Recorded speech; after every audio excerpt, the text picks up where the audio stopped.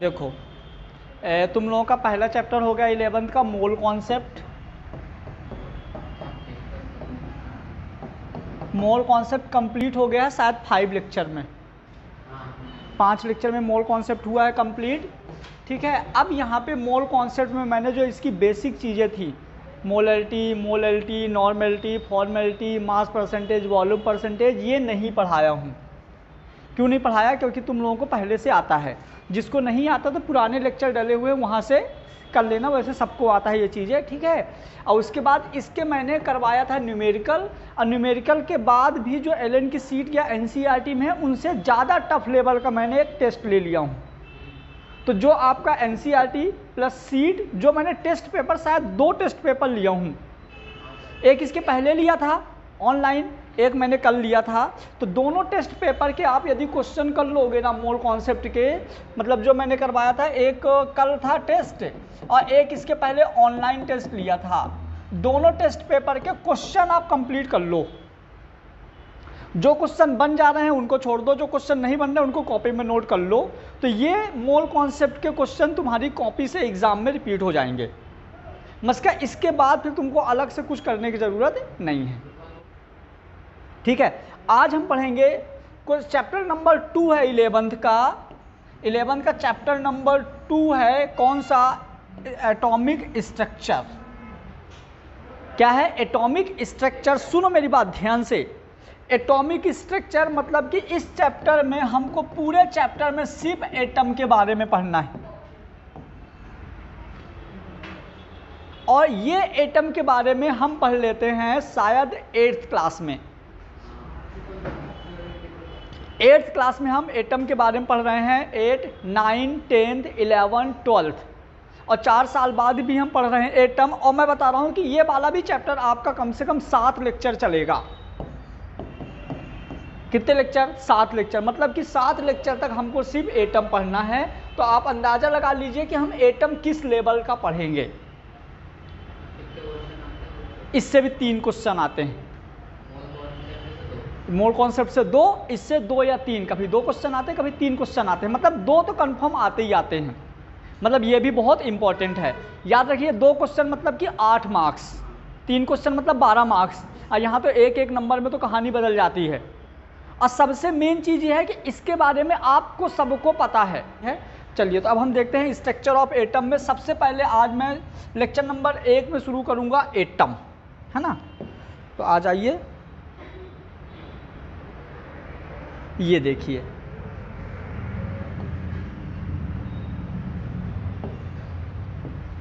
सबसे पहले हम देखेंगे हमारा एटम। अब एटम देखने के पहले आप लोग ये मान लो कि यदि आपको इस तरह का कोई भी इंसान चाहिए तो आपको जाना पड़ेगा कहाँ पे? पीरियोडिक टेबल पे।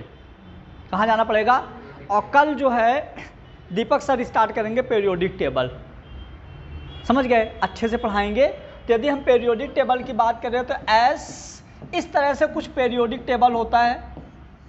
यहाँ पे होता है S block, P block, D block, F block. इसका पूरा का पूरा जो डिटेल है कल तुम लोगों को सर पढ़ाएंगे। आज मैं बस ये बता देता हूँ कि यदि आपको कोई भी एटम या किसी भी एलिमेंट के लिए स्टडी करना है तो आपको कहाँ जाना पड़ेगा? पीरियोडिक टेबल, है ना। अब पीरियोडिक टेबल सर पढ़ाएंगे, किस तरह से एटम अरेंज रहते हैं, कहाँ कितने एटम है, कितना चार्ज है, क्या सारी चीज़ें अभी हम देखेंगे। एटम, अब जैसे मान लो मैंने एक एग्जाम्पल का मैं एक नाम ले रहा हूँ, आप लोग उसके बारे में बताना। मैं एक नाम ले रहा हूँ, आप उसके बारे में बताना। मैंने नाम ले लिया, चलो फुटबॉल। अब जो इंसान फुटबॉल देखा है उसके दिमाग में एक इमेज बन गया होगा कि ऐसा कुछ स्फेरिकल स्ट्रक्चर है, गोल गोल। उस फुटबॉल के अंदर कुछ रहता है जिसमें हम हवा भरते हैं, रहता है ना ट्यूब टाइप का। हवा देखे हो ना फुटबॉल।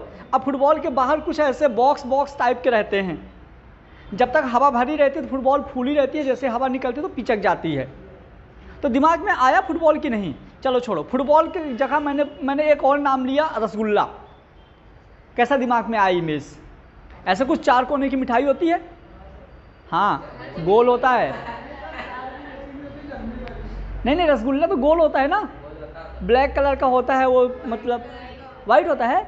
तो दिमाग में आ गया ना रसगुल्ला। जैसे मैंने बोला कि चलो एटम, दिमाग में इमेज बना कि नहीं एटम का? एटम का दिमाग में इमेज बना कि नहीं? कैसा बना कि मैंने जैसे अभी मैंने बोला कि फुटबॉल, तो तुम्हारे दिमाग में एक गोल इमेज बना, ऐसे जैसे मैंने बोलूंगा कि एटम, तो तुम्हारे दिमाग में एक इमेज बनना चाहिए कि यार ये एटम है। जैसे मेरे दिमाग में क्या इमेज बना एटम को देखते ही कि यार इसके बीच में कुछ छोटा सा है, ऐसे बाहर छोटे छोटे इसमें बहुत सारे रिंग्स हैं। मतलब कैसे?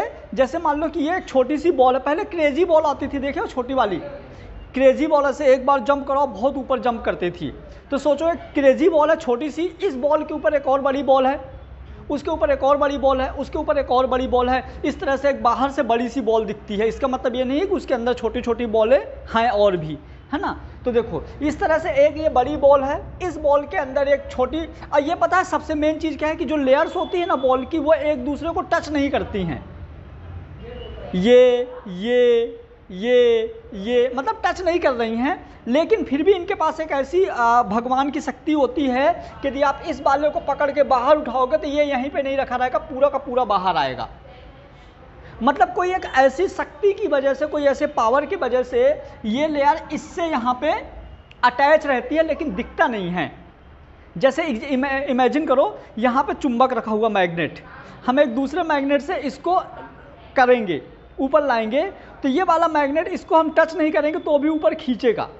तो वहाँ पे कुछ तो रहता है जिससे पता नहीं चलता, लेकिन कुछ तो है, वहाँ मैग्नेटिक फोर्स है। अब जैसे मान लो कि अपन स्कूटर से जा रहे हैं बाइक से, बाइक को आपने लॉक बंद कर दिया, चाबी बंद कर दिया, फिर भी बाइक कुछ टाइम बाद रुक जाएगी। इसका मतलब है कि पीछे से कोई खींच रहा है, लेकिन हमको नहीं पता चल रहा कौन खींच रहा है। मतलब कि force there are two types, एक होता है कॉन्टैक्ट, एक विदाउट कॉन्टैक्ट। एक तो कॉन्टैक्ट फोर्स होता है, जैसे ये है, तो कॉन्टैक्ट फोर्स मतलब कि हमने इसको, इधर आना एक सेकंड, एक होता है कि जो फोर्स कांटेक्ट करने की वजह से अप्लाई होता है, एक बिना कांटेक्ट के अप्लाई होता है। इधर तो आओ, ये देखो इसने गर्दन क्यों उधर साइड किया, क्यों किया बताओ? मैंने इसको तो कांटेक्ट भी नहीं किया, एक ये, और इधर आओ ना, एक ये है देखो, ये कांटेक्ट की वजह से उसने किया, अब वो वाला बिना कांटेक्ट से किया, समझ गए? तो मतलब फोर्स दोनों तरीके से अप्लाई हो सकते हैं, बस चले जाओ, दोनों तरीके से अप्लाई हो सकते हैं। एक कैसे अप्लाई हो सकता है कांटेक्ट की वजह से, एक बिना, मतलब होता तो है जरूर, जो बिना कांटेक्ट वाला फोर्स वो भी, जैसे मान लो कि यहाँ पे ऐसे माची, मतलब कि यहाँ पे तुम हाथ रखे हो, नीचे मैंने ऐसे आग जला दिया, तो आपका हाथ जो है आग में टच नहीं होगा, फिर भी जलेगा, मतलब ये डायरेक्ट कांटेक्ट में नहीं है। मतलब फोर्स दोनों टाइप्स के हो सकते हैं। यहाँ पे ऐसा जो फोर्स लग रहा है, यहाँ पे देखो इलेक्ट्रॉन है, यहाँ पे इलेक्ट्रॉन है, यहाँ पे जो फोर्स लग रहा है उसका नाम है इलेक्ट्रोस्टैटिक्स फोर्स, जो कि होता है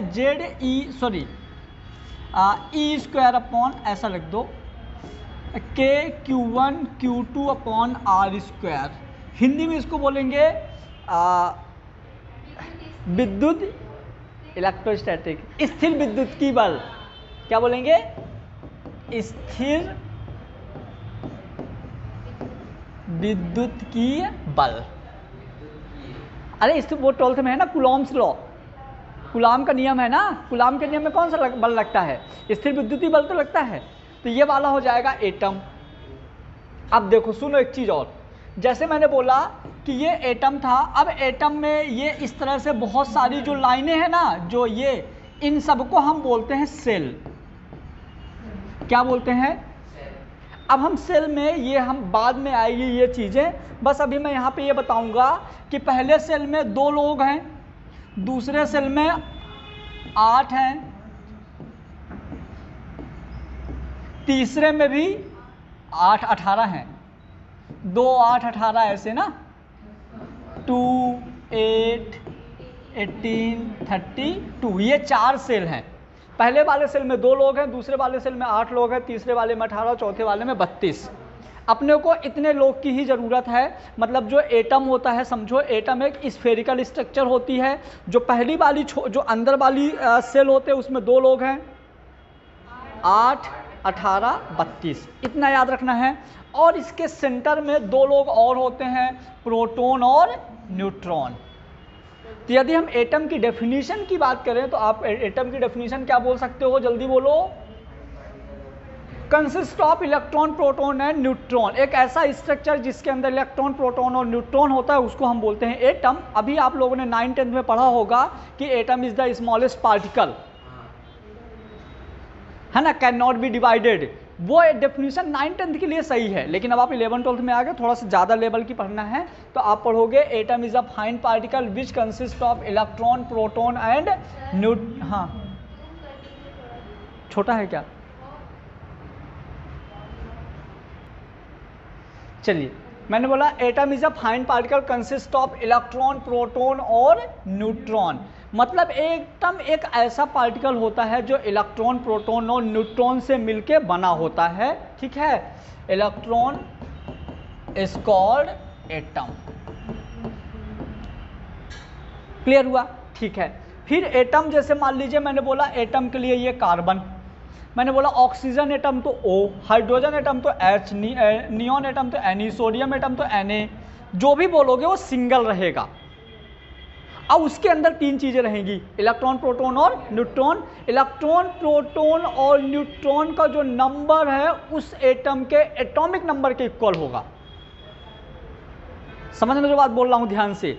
यदि मैं बोला कि ये कार्बन है तो ये कार्बन है, तो कार्बन 6 और 12, मतलब ये होगा एटॉमिक नंबर और ये होगा atomic mass.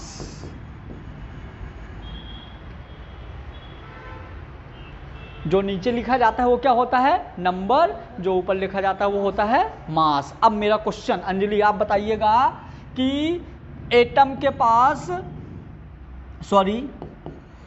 Total number of, पहला क्वेश्चन है इलेक्ट्रॉन, जिससे पूछूंगा वही बताएगा। दूसरा क्वेश्चन है प्रोटॉन, तीसरा क्वेश्चन है न्यूट्रॉन।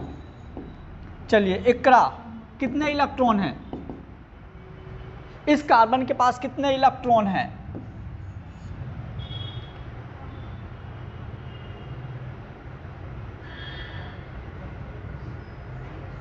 6।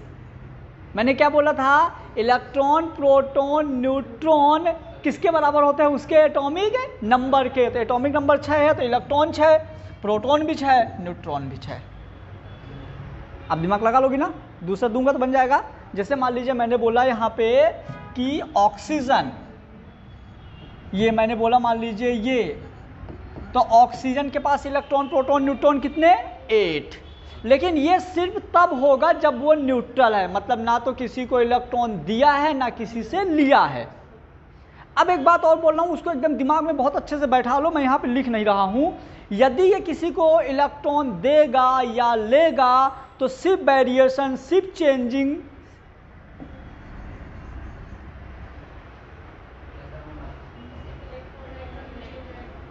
मतलब यदि ये किसी से इलेक्ट्रॉन लेगा या देगा तो जो चेंजिंग आएगी सिर्फ इलेक्ट्रॉन के नंबर पे आएगी, इन तीनों पे कोई भी चेंजिंग नहीं आएगा।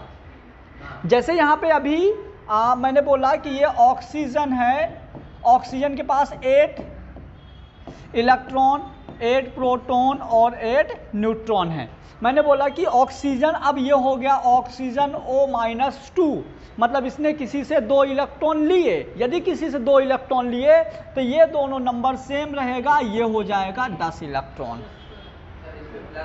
हाँ, लिया है ना तो प्लस हो जाएंगे, समझ गए? हाँ, तो ये 6 हो जाता। लेकिन यदि दिया होता ना, यदि मान लो ये देता तो इसके पास 6 इलेक्ट्रॉन होते तो भी ये दोनों फिक्स ही रहते, इन दोनों के नंबर में कोई चेंजिंग नहीं आएगा। समझ गए ना? एटम की डेफिनेशन समझ में आ गए और एटम में क्या क्या होते हैं वो समझ में आ गए। एटम की डेफिनेशन था, a group of fine particle like that electron, proton and neutron is called atom, consist of the electron, proton and neutron. Atom यदि किसी से इलेक्ट्रॉन लेगा या देगा तो उसके सिर्फ और सिर्फ इलेक्ट्रॉन के नंबर में चेंजिंग आएगा, प्रोटॉन और न्यूट्रॉन में कोई चेंजिंग नहीं आएगा। इलेक्ट्रॉन, प्रोटॉन और न्यूट्रॉन का जो नंबर रहता है उसके एटॉमिक नंबर पर डिपेंड करता है, जितना उसका एटॉमिक नंबर है उतने ही उस पर इलेक्ट्रॉन है। मैंने बोला जिंक में कितने इलेक्ट्रॉन, जल्दी बताओ कितने? 30। मैंने बोला चलिए अंजलि, कॉपर में कितने इलेक्ट्रॉन है, जल्दी बोलो। हाँ, कितना 29 ना बेटा, जितना उसका वो होगा नंबर उतने तो इलेक्ट्रॉन होंगे। मैंने बोला क्रोमियम में कितने इलेक्ट्रॉन है, जल्दी बताइए। सिंपल ना, जिसमें जितने एटॉमिक नंबर उसमें उतने इलेक्ट्रॉन। अभी आउटर सेल के इलेक्ट्रॉन की बात नहीं हो रही, आउटर सेल के इलेक्ट्रॉन की बात हम करेंगे आगे। अभी टोटल इलेक्ट्रॉन पूरे मिला के कितने इलेक्ट्रॉन है उसकी बात चल रही है। पूरे मिला के उतने इलेक्ट्रॉन होंगे जितना उसका चार्ज होगा। अब आ जाइए, मैं बोला यदि कोई सिंगल है तो वो एटम है, लेकिन यदि आप एटम को मिला दोगे तो क्या बन जाएगा, मॉलिक्यूल, है ना। मतलब कि ये परमाणु है, यदि आप इसको मिला दोगे तो क्या बन जाएगा, अणु। तो देखिए ना, a group of atom is called molecule. बहुत एकदम सस्ती और मतलब कि खुले वाली डेफिनेशन है। मतलब यहाँ आपको बंधी नोट की जरूरत नहीं है, चिल्लर में काम हो जाएगा, ठीक है। आओ तो एग्जाम, मॉलिक्यूल्स ऑफ ऑक्सीजन तो O2 हो गया। यदि यहीं पे बोल दो कि O2, यदि बोल दो कि मतलब ऑक्सीजन एटम तो O हो जाएगा। अब यहाँ पे देखो मैंने लिख दिया O2, मतलब कि इसका नंबर 8 होगा, लेकिन यहाँ पे मॉलिक्यूलर मास 32 हो जाएगा, ठीक है। अब यदि हम इसमें पूछें total number of electron, proton, neutron, Anjali जल्दी बोलो। O2 में इलेक्ट्रॉन, प्रोटॉन, न्यूट्रॉन, हाँ, तो इलेक्ट्रॉन हो जाएंगे 8 + 8, क्योंकि 2 है ना। और ये प्रोटॉन भी हो जाएंगे 8 + 8, न्यूट्रॉन भी हो जाएंगे 8 + 8। तो मैंने मोल कॉन्सेप्ट में बहुत अच्छे से एटम और मॉलिक्यूल पहचानना सिखाया हूँ, तो कंफ्यूज मत होना। देखो माइनर सा मिस्टेक तुम्हारा बड़ा सा क्वेश्चन गलत करवा देगा। मैं पहले दूसरे लेक्चर में इतनी बेसिक चीज़ें क्यों बताता हूँ। कोई लेक्चर सुन रहा होगा ना तो बोलेगा कैसे इंसान है, मतलब कैसे बच्चे बैठे हैं। मेरी बेइज्जती नहीं हो रही होगी, तुम लोगों की हो रही होगी। सीधी सी बात है, नहीं आएगा तो सिखाएंगे, आता आएगा तो हम क्यों सिखाएंगे। और यदि नहीं आएगा कैसे पता चलता है, क्वेश्चन पूछते हो तो नहीं बनता, मतलब नहीं आता, समझ गए। तो हमारे क्लास का लेवल डिपेंड करता है तुम्हारे, जितना तुम लोगों का लेवल होगा उतने ही लेवल में पढ़ाएंगे। आ जाओ, ठीक है। मॉलिक्यूल भी हो गया। अब यदि हम मॉलिक्यूल को जोड़ दें तो बन जाएगा यौगिक या कंपाउंड। तो जैसे मॉलिक्यूल को हम जोड़ेंगे तो क्या बनेगा, हम इसको बोलते हैं यौगिक या compound. Any substance composed of the identical molecule consist of the atom और 2 और more chemical is called compound. मतलब कि देखो H2O एक कंपाउंड है। जैसे यहाँ पे और एग्जांपल ले लो, N2 और O2, तो N2O4 ये एक कंपाउंड है ना। मतलब कि ग्रुप ऑफ मॉलिक्यूल्स, मॉलिक्यूल से मिलके क्या बनता है, कंपाउंड, समझ गए। लेकिन हमको यहाँ पे मॉलिक्यूल और कंपाउंड की बात ही नहीं करना, क्योंकि हम सिर्फ बात किसकी कर रहे हैं, एटम की। अब यहाँ पे एक छोटी सी और चीज़ समझ, थोड़ा सा हमको इसको मतलब पहचानने के लिए, एटम को जानने के लिए और अच्छे से इसके साइज की बात करते हैं, कितना बड़ा होता है एटम, ठीक है। तो आओ, यदि हम बात करें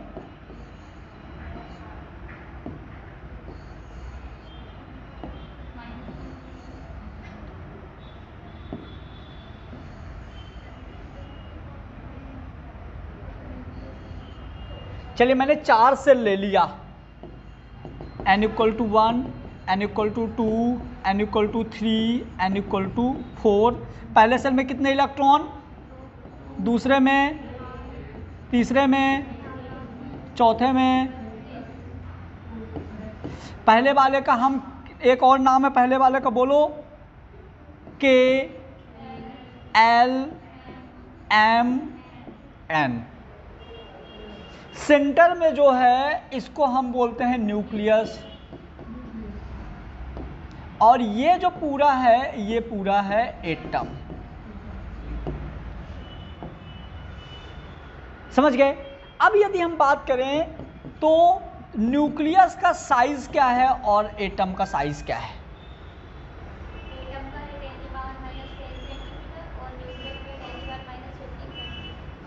यदि हम बात करें एटम तो 10⁻⁻10 सेंटीमीटर और न्यूक्लियस है 10⁻⁻15 सेंटीमीटर। अब समझो कितना होता है, कितना छोटा वैल्यू होता है। तुमने उसमें स्केल में देखे होगे 15 सेंटीमीटर का स्केल होता है, 15 सेंटीमीटर में जो छोटे छोटे खाने डिवाइड रहते हैं ना, 1 सेंटीमीटर का होता है। इतना छोटा होता है एटम, मतलब आप सिंगल एटम को देख ही नहीं सकते। अब जब आप एटम को नहीं देख सकते तो एटम के अंदर जो है उसको कैसे देखोगे? मतलब इमेजिन कर लो कितना छोटा होता है, ठीक है। मतलब कि ये इतना ज़्यादा, मतलब अब ये हमारा हो गया न्यूक्लियस। अब देखो ये 10⁻⁻10 सेंटीमीटर, इससे ज़्यादा बड़ा है, पता नहीं ये चीज़ तो। माइनस की वैल्यू जो कम में है वो मतलब साइज उसका ज़्यादा होता है। तो ये हो गया हमारा एटम का साइज़, और एटम के अंदर की इतनी चीज़ें पता चल गई। अब यहाँ पे क्या होता है, अलग अलग साइंटिस्ट हैं और अलग अलग साइंटिस्टों ने एटम के बारे में अलग अलग थ्योरी दिया है। अलग अलग साइंटिस्टों ने एटम के बारे में अलग अलग थ्योरी दिया है। फिर थॉमसन, फिर रदरफोर्ड, फिर बोहर, फिर क्वांटम, इतने साइंटिस्ट हैं। Dalton, Thomson, Rutherford, Bohr, quantum. जैसे क्वांटम थ्योरी पढ़ लेना, चैप्टर खत्म। ये छोड़ दो, ठीक है। तो हम स्टार्ट करेंगे कहाँ से कि पहले डाल्टन ने क्या बताया।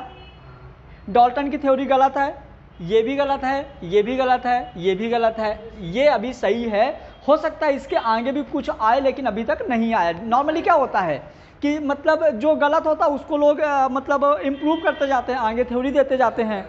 तो हम गलत से ही पढ़ना शुरू करेंगे, ठीक है। तो अपन स्टार्ट करेंगे डाल्टन एटॉमिक थ्योरी। कितने साइंटिस्ट नाम तो याद हो गए ना, डाल्टन, थॉमसन, रदरफोर्ड, बोहर, और सबसे ज़्यादा इंपॉर्टेंट और मेरे फेवरेट, बहुत सारे न्यूमेरिकल हैं। एक थ्योरी बताया है, हजारों न्यूमेरिकल दे दिए, और जहाँ न्यूमेरिकल आता है मज़ा आ जाता है, ठीक है। तो आ जाओ, अभी अपन कहाँ देखें। ये बहुत सस्ते वैज्ञानिक हैं इधर के, ये महंगे हैं, है ना, समझ आना। तो अभी हम बात करेंगे सबसे पहले डाल्टन से।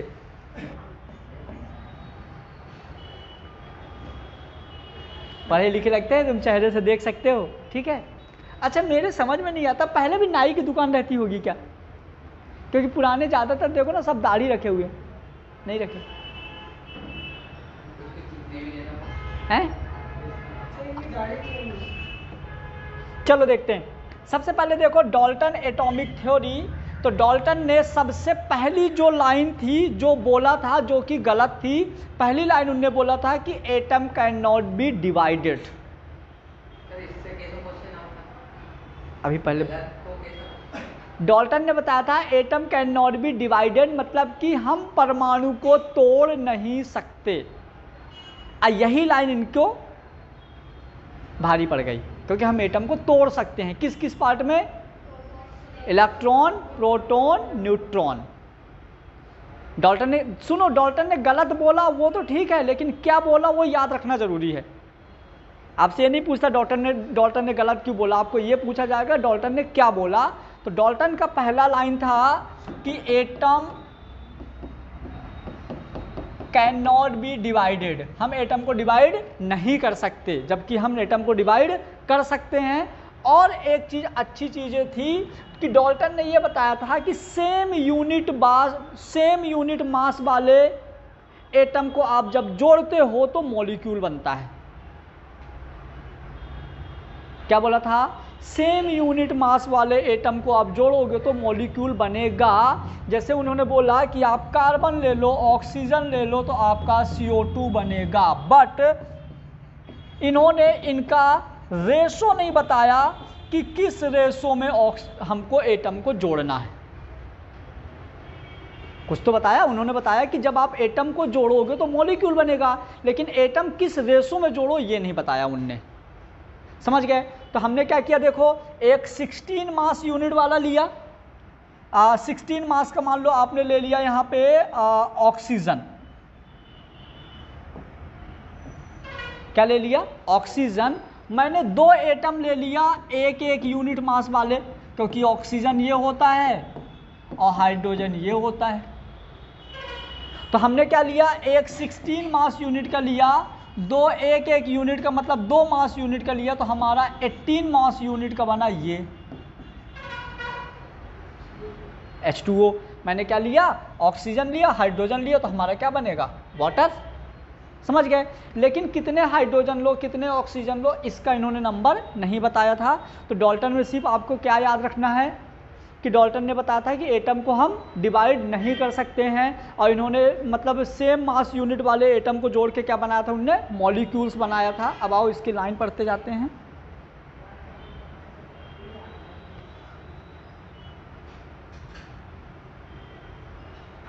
देखो, all matter is made up of tiny individual particle is called atom. पहला पॉइंट, एटम मतलब डाल्टन ने बताया था दुनिया में जितनी भी चीज़ें हैं हर एक चीज़ जो है किसी छोटे छोटे पार्टिकल से मिलकर बनी होती है, जिसको बोलते हैं एटम। मतलब आप दुनिया में जो कुछ भी देखते हो, मार्कर, हमारी बॉडी, जो भी तुम देखते हो, जहाँ भी तुम्हारी नज़र पड़ती है, हर एक चीज़ एटम से मिलकर बना है। चाहे वो चीज़ लिविंग हो, चाहे वो चीज़ नॉन लिविंग हो, चाहे वो तुम्हारा खाने वाली चीज़ हो, चाहे वो खेलने वाली चीज़ हो, कोई भी चीज़ हो, जो दुनिया में जो भी तुम चीज़ें देखते हो हर एक चीज़ एटम से मिलके बनी। समझ में आ गया? ठीक है। दूसरा, all atom of a specific element are identical in mass, size and other. मतलब कि जितने भी एटम हैं हर एटम का आइडेंटिकली कुछ ना कुछ मास होता है, कोई ना कोई साइज होती है। क्योंकि यदि दो एटम सेम हो जाएंगे तो हम फिर उनको अलग अलग क्यों बोलेंगे। यदि मैंने बोला कार्बन और ऑक्सीजन, मतलब दोनों को हम अलग अलग नाम से क्यों बोल रहे हैं, क्योंकि उन दोनों का कुछ ना कुछ चीज़ें अलग अलग होंगी। यदि सेम हो जाएंगे तो अलग अलग बोलने का सवाल ही नहीं है। Next property, however atom of different element exhibit different property and very in mass and size. मतलब वही वो मतलब डिफरेंट प्रॉपर्टी रहेगी क्योंकि उनका साइज और मास डिफरेंट रहेगा। Atom can neither be create nor destroy. मतलब कि आपको पता है एटम को मतलब आप तोड़ने के लिए और उसको डिस्ट्रॉय करने के लिए क्या चाहिए, दिखना चाहिए। साइज इतना छोटा कैसे तोड़ोगे, ठीक है। फिर atom can be divided into smaller particle. मतलब एटम को हम डिवाइड तो कर सकते हैं, लेकिन इनने नहीं बताया था atom can neither be create nor destroy. फिर further more atom can be divided into smaller. हाँ वही तो, इसने ये वाला पॉइंट गड़बड़ हो गया। Atom can neither be create nor destroy, further more atom can not be divide. हाँ ठीक है ना, हाँ ये छूट जा रहा था। Atom can not be divided into smaller particle. मतलब हम एटम को किसी भी छोटे पार्टिकल में डिवाइड नहीं कर सकते, ऐसा इनने बताया था डाल्टन ने, ठीक है। फिर atom of the different element can combine with the each other in fixed whole number ratio in order to form a compound. फिर atom can be rearrange, combined and separate in chemical reaction, ठीक है। उसके बाद ये हो गया Dalton. देखो फिर डाल्टन के बाद एक नए साइंटिस्ट आए थे, थॉमसन। थॉमसन ने एक मॉडल दिया था, Thomson plum pudding model. Thomson ने एक नया मॉडल दिया था जिसको अपन ने क्या बोले थे, थॉमसन प्लम पुडिंग मॉडल। तो देखो इसमें इनने क्या बताया था, ध्यान से सुनना। अभी गर्मियों में आने लगा है वाटरमेलन, तरबूज, आज देखे हो ना, उसको ना तुम ऐसे काट दो। जब काटोगे तो तुम उसको देखोगे ऐसे लेके कि पूरा रेड रेड होता है, बीच में ब्लैक ब्लैक दाने रहते हैं, ठीक है। तो सेम टू सेम उनने ये बताया था कि ये थॉमसन प्लम पुडिंग मॉडल है। मतलब कि एटम एक स्फेरिकल स्ट्रक्चर होता है जिसमें पॉजिटिव और नेगेटिव चार्ज जो रहते हैं डिस्ट्रीब्यूटेड रहते हैं। हालांकि ये गलत था, फिर भी इनने ऐसा बताया था कि एक मतलब स्फेरिकल स्ट्रक्चर रहती है जिसमें पॉजिटिव और नेगेटिव चार्ज क्या रहते हैं, डिस्ट्रीब्यूटेड रहते हैं, ये स्ट्रक्चर है। तो atom consist of a positively charge sphere with electron embedded in it. मतलब कि एटम एक ऐसा पॉजिटिव चार्ज होता है। आप इसको यदि मैं और ड्रॉ करूं तो ऐसे कर सकता हूं, देखो समझना, ये हो गया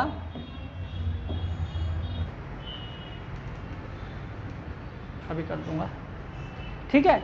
मतलब कि थॉमसन ने बताया था कि एटम एक क्या होता है, पूरा का पूरा पॉजिटिव चार्ज होता है, जिसमें बीच बीच में डॉटेड स्ट्रक्चर रहते हैं, उनको हम क्या बोलते हैं, इलेक्ट्रॉन। हालांकि हमको ये पता है कि ये गलत है, क्योंकि पॉजिटिव सिर्फ सेंटर में होता है और इलेक्ट्रॉन सेल में घूमते हैं, लेकिन थॉमसन ने ये चीज़ नहीं बताया था। थॉमसन ने क्या बताया था कि एटम पूरा एक पॉजिटिव स्ट्रक्चर होता है,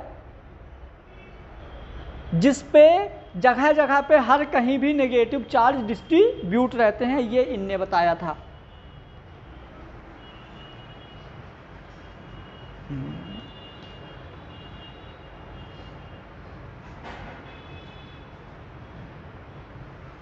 ठीक है, आ जाइए। मतलब कि यहाँ पे भी आप देख लो, ये पूरा पॉजिटिव था, बीच बीच में नेगेटिव डिस्ट्रीब्यूट थे। An atom as whole in electrically nature because the negative and positive charge are equal in magnitude. क्या था, मतलब जो एटम होता है, पूरा का पूरा एटम जो रहता है न्यूट्रल चार्ज होता है, क्योंकि जितने इलेक्ट्रॉन रहते हैं उतने ही प्रोटॉन रहते हैं, ऐसा। मतलब जितने नेगेटिव चार्ज हैं उतने ही पॉजिटिव चार्ज रहेंगे। फिर Thomson atomic model in compose to, ये ना वाटर मिलन लिखा तो है, where he consider water melon seed is negative charge particle. मैंने बता दिया था, the red part of water melon as the positive charge particle. मतलब कि जैसे उसमें रेड कलर, जैसे मैंने बोला तरबूज को जब आप काटोगे तो जो नेगेटिव जो रेड कलर का पार्ट है वो कैसा रहेगा, पॉजिटिव, और जो ऐसे दाने उसके डिस्ट्रीब्यूट है वो कैसा रहेगा, नेगेटिव। चलिए अब हम देखते हैं कैथोड रेज। कैथोड रेज क्या होता है समझना, तो कैथोड रेज के लिए हमको डायग्राम चाहिए, हम खुद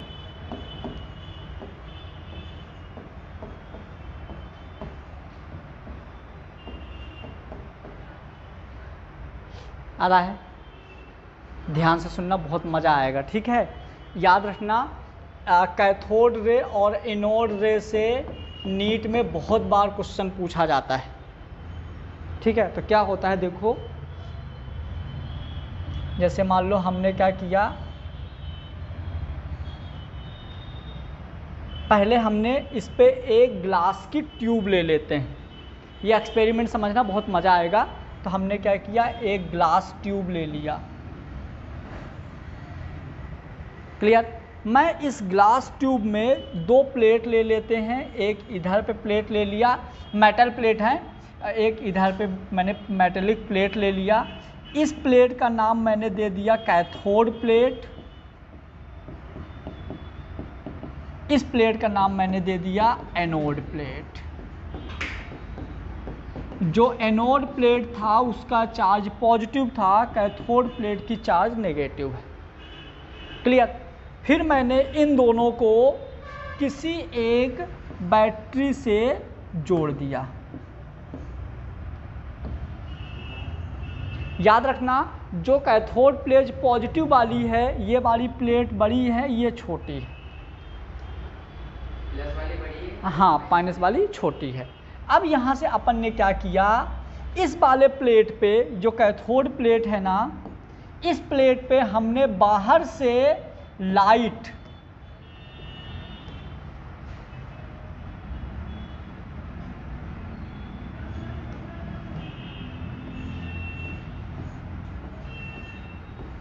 हमने बाहर से क्या डाला, लाइट। आपको पता है जो लाइट होती है ये आती है फोटोन फॉर्म में। मतलब जो लाइट आती है ना, सीधे जो लाइट का बीम आता है, तो जो लाइट की बीम है वो छोटे छोटे बंडल्स के फॉर्म में आते हैं। किस फॉर्म में आते हैं, बंडल्स के फॉर्म में। तो ये लाइट के छोटे छोटे बंडल्स आ रहे हैं, समझना। बंडल, बंडल, बॉक्स, ये है एनर्जी बंडल। अब ये एनर्जी के बंडल जैसे ही आते हैं, और ये मेटल प्लेट है, जो कैथोड प्लेट है ना, ये किसी न किसी मेटल की बनी है। किसकी बनी है, मेटल की। अब यदि कैथोड प्लेट मेटल की बनी है, इसका मतलब ये है कि इस प्लेट में भी इलेक्ट्रॉन हैं। हेलो, मान लो कि ये प्लेट कॉपर की है, एल्यूमिनियम की है, कोई सा भी ले लो, कोई सा भी मेटल है, चलो मैंने कॉपर की ले लिया या एल्यूमिनियम की ले लो। तो यदि ये प्लेट मेटल की है, मतलब इस प्लेट के सरफेस में क्या है, इलेक्ट्रॉन। अब यदि ये इलेक्ट्रॉन इस मेटल से किसी ना किसी एनर्जी से बाइंड है,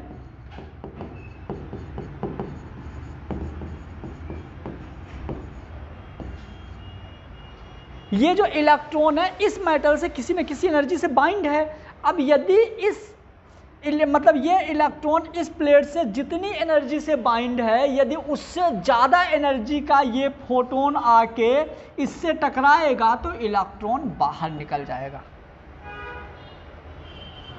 समझ में आया? मान लो कि ये इलेक्ट्रॉन इस प्लेट से 8 मेगा इलेक्ट्रॉन वोल्ट से जुड़ा हुआ है, तो यहाँ पे जो फोटोन एनर्जी लेके आता है, ये फोटोन 8 मेगा इलेक्ट्रॉन वोल्ट की एनर्जी लेके आता है, तो क्या इलेक्ट्रॉन निकलेगा? नहीं निकलेगा। लेकिन 8.00001 मतलब 8 से थोड़ी सी भी ज़्यादा यदि एनर्जी लेके आता है तो इलेक्ट्रॉन निकल जाएगा। समझ गए? क्यों? क्योंकि जैसे मान लो कि ये मार्कर रखा हुआ है, ये मार्कर यहाँ 5 की एनर्जी से रखा है, हमने इसमें किसी को ला के टकराया, जो इस पे टकराया यदि उसकी एनर्जी 5 के बराबर या 5 से कम है तो ये यहाँ से नहीं जाएगा, 5 से थोड़ी भी जाता है तो निकल जाएगा। समझना, बहुत मज़ा आएगा। तो जो यहाँ पे एनर्जी लेके आ रहा है ना, तो इस एनर्जी के बंडल का जो एनर्जी का फार्मूला है ये है E=h²। बोहर ने बताया था, अभी आगे आएगा। तो E=h और म्यू होती फ्रीक्वेंसी c/λ, तो ये हो जाएगा hc/λ, जो कि E होता है 12,400 एंगस्ट्रॉम बाई लैम्डा। 12,400 लैम्डा ये हो जाएगा इलेक्ट्रॉन वोल्ट में एनर्जी। तो इतनी एनर्जी से ये फोटोन यहाँ आता है, इस प्लेट से टकराता है, जैसे ही इस प्लेट के इलेक्ट्रॉन से टकराएगा इलेक्ट्रॉन बाहर निकल जाएगा। अब समझना, ये इलेक्ट्रॉन बाहर निकल गया, ये इलेक्ट्रॉन बाहर निकल गया, ये इलेक्ट्रॉन बाहर निकल गया। इलेक्ट्रॉन बाहर क्यों निकला? क्योंकि जो सनलाइट को आपने प्लेट में डाला ना, तो वो प्लेट उतने से लेके बाहर। अब जैसे ये इलेक्ट्रॉन बाहर निकला, समझना, तो ये इलेक्ट्रॉन, अब समझना, जैसे मान लो कि छोटे छोटे ड्रॉप्स हैं, तो जब ये ड्रॉप्स बाहर निकलेंगे ना तो एक वेव बनाते हुए जाते हैं। जैसे मान लो ये पेन है, समझना, ये अभी पेन जा रही है, लेकिन यदि स्पीड में जाएगी तो तुमको क्या दिखेगी? एक लाइन टाइप की दिखेगी, है ना। तो ये एक लाइन टाइप की दिखती है, और इस लाइन टाइप को हम क्या बोल देते हैं? Cathode rays. क्या बोल देते हैं? Cathode rays. और ये कैथोड रेज किसके पास जाता है? एनोड के पास। क्योंकि देखो, सुनो, ये यहाँ से जो निकले वो इलेक्ट्रॉन थे, कैथोड रेड हमारी कैसी होती है? पॉजिटिव, तो ये नेगेटिव को खींचेगी ना अपने साइड। जब ये नेगेटिव, ये पॉजिटिव वाली प्लेट नेगेटिव को अपनी ओर खींचेगा, तो ये जो खींचने से जो लाइन बनेगी उसको क्या बोलेंगे? Cathode rays. लाइन को और अच्छे से इमेजिन कर सकते हो, जैसे मान लो कि बहुत धुआं है, धुएं में तुम ऐसे हाथ मारोगे तो वहाँ पे नहीं एक लाइन टाइप की दिखेगी, वो लाइन रियल लाइन कुछ नहीं होती है, लेकिन हमको एक लाइन ऐसे दिखेगी। तो ये हमारा क्या हो जाएगा? Cathode rays.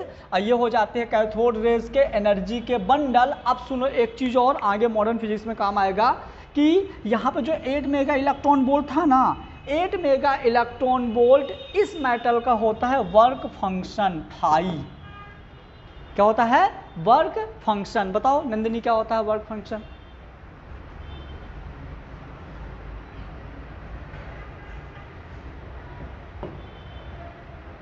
क्या होता है वर्क फंक्शन? आशी, जब मैं समझा रहा हूं तो सुनना चाहिए था, बताओ। कैसे सीखोगे फिर? सुनोगे नहीं तो। जब लिखवाऊं तो लिखा करो, जब समझाऊं तो सुना करो। पहले एक बार पढ़ चुके हो तो आना चाहिए। तुम्हारा क्या होता है वर्क फंक्शन?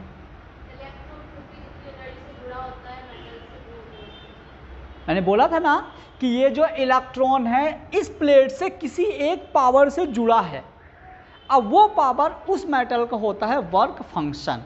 क्या होता है? Work function. वो होता है वर्क फंक्शन। मैंने देखो तुम लोगों को पहले भी बोला था कि जो मैं यहाँ पढ़ा रहा हूँ, हाँ मैं एकदम से बहुत जीरो लेवल से शुरू करता हूँ।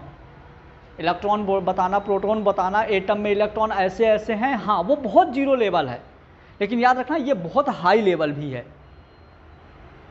और आपको चाहिए मॉडरेट, तो आप पहले जीरो से मॉडरेट आ जाओ, हाई लेवल तक पढ़ लोगे तो मॉडरेट अपने आप सॉल्व हो जाएगा। ठीक है, तो ये चीज़, जैसे मान लो यदि आपसे और एक चीज़ और अच्छी चीज़ बताता हूँ, वर्क फंक्शन का भी फार्मूला यही है। ले,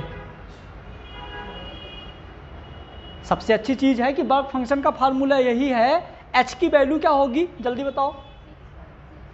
एच की वैल्यू 6.64, ये याद कांस्टेंट वैल्यू होती है जिसको याद रखना होता है। सी की वैल्यू याद रखो लोग।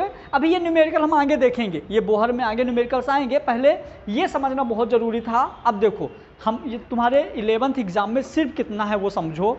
11th एग्ज़ाम में है कि हम एक ग्लास ट्यूब लेते हैं, 11th में हम एक ग्लास ट्यूब लेते हैं, ग्लास ट्यूब में दो मेटल लेते हैं, एक को बोलते हैं कैथोड, एक को बोलते हैं एनोड। कैथोड वाले मेटल में मैं सनलाइट को डालता हूँ फोटोन फॉर्म में, तो वहाँ से इलेक्ट्रॉन निकलते हैं और इलेक्ट्रॉन निकल के एक रेस फॉर्म करते हैं जिसको हम बोलते हैं कैथोड रेस। सिर्फ इतना तुम्हारे 11th में है। हम इतनी ये एनर्जी लिया, यहाँ से बाहर निकला, इतना क्यों चिल्ला चिल्ला के समझा रहे हैं कि यदि मान लो इससे हाई लेवल का क्वेश्चन आता है, तुमको प्रॉब्लम ना हो, बन जाए। समझ गए? अब ये तुमने पढ़ लिया, अब देखो यहाँ पे समझना क्या क्या, मज़ा आएगा, बहुत मज़ा आने वाला है।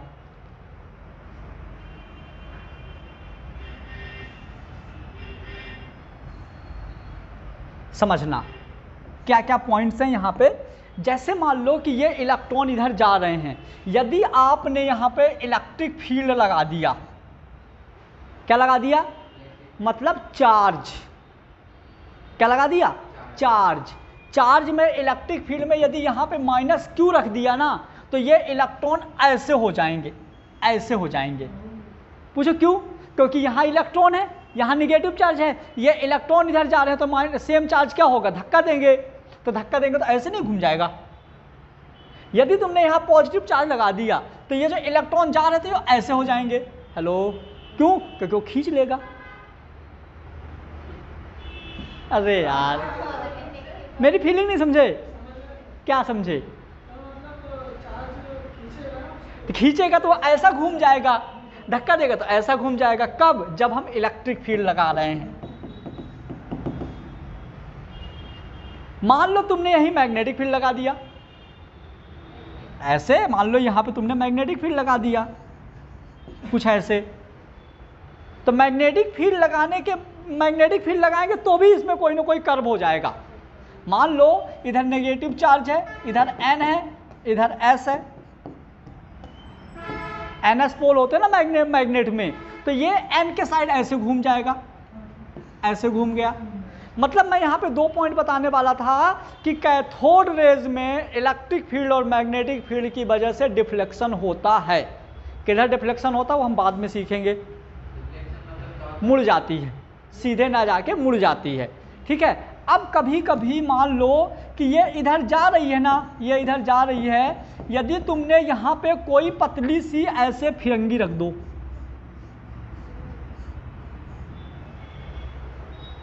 कुछ भी ऐसे प्लास्टिक का पतला सा रख दो, मेटल का कुछ, तो पता है ये इतना धक्का देगी कि ये इधर घूम के आगे चली जाएगी।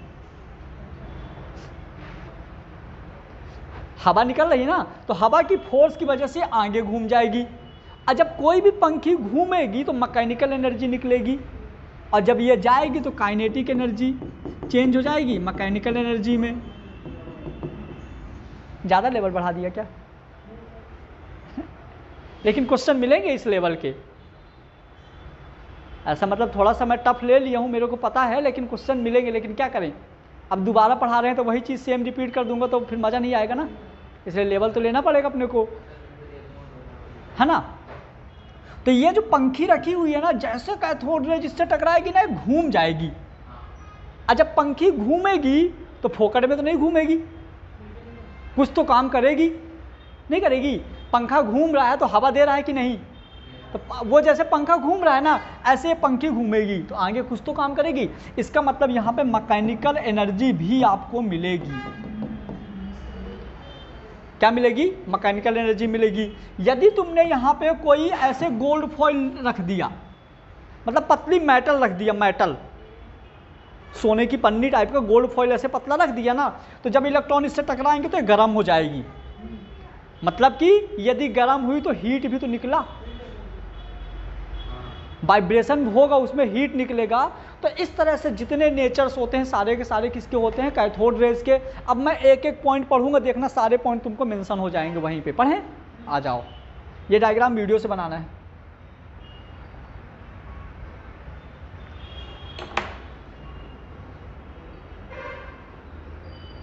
कैथोड रेज, ध्यान से सुनना, जितने हमने पढ़े ना, जितने पॉइंट हमने पढ़ा वहाँ पे सारे मिल जाएंगे। तो पहला पॉइंट है cathode rays are originated from cathode plate. मैं सही हूँ? कैथोड प्लेट से कैसे, जब हमने उसमें क्या डाल रहे थे, बोलो, एनर्जी के बंडल, तो इलेक्ट्रॉन निकल रहे थे, तो इलेक्ट्रॉन जहाँ से निकल रहे थे वहाँ एक रेज बना रहे थे, जिसको हम क्या बोल रहे थे, cathode rays. Cathode rays travel in straight line, देख लो मैंने बताया था सीधे निकल रहे थे, मतलब ये भी सही है। Cathode rays carry negative charge, electron को लेके जा रहे थे। फिर cathode rays are deflected by electric field, मजा आया? इलेक्ट्रिक फील्ड जैसे तुमने लगा रहा था डिफ्लेक्ट हो रहा था ना, या तो ऐसा या तो ऐसा। Next cathode rays deflected by magnetic field, magnetic field लगाने में डिफ्लेक्ट हो रहा था। Cathode rays consist of electron. Cathode rays special charge E/m does not depend on nature of gas. जो E/m होता है स्पेशल चार्ज, वो गैस के नेचर पर डिपेंड नहीं करता। इतने पॉइंट याद रखो, आता है बहुत बार एग्जाम में, सारे पॉइंट मैंने ये वाला। Cathode rays consist of electron, जो यहाँ से कैथोड रेज जा रही थी ना, वो इलेक्ट्रॉन को लेके जा रही थी, बताता था इलेक्ट्रॉन लेके जा रहा था। ठीक है, तो ये हो गए सारे के सारे अपने कैथोड रेज के पॉइंट। अब सुनो, कैथोड रेज के बाद आएगा एनोड रेज। अच्छा, कैथोड रेज दिया किसने था, साइंटिस्ट का नाम क्या था, जूलियस प्लैकर एंड क्रूकर ने। ये नहीं लिखा था क्या इसने? कैथोड रेज जिनने दिया था उस साइंटिस्ट का नाम था जूलियस प्लैकर एंड क्रूकर। इन साइंटिस्ट ने इसके बारे में बताया था, कैथोड रेज के बारे में। तो हो गया कैथोड रेज, इतना सफिशिएंट है कैथोड रेज के लिए। अब हम बात करेंगे एनोड रेज।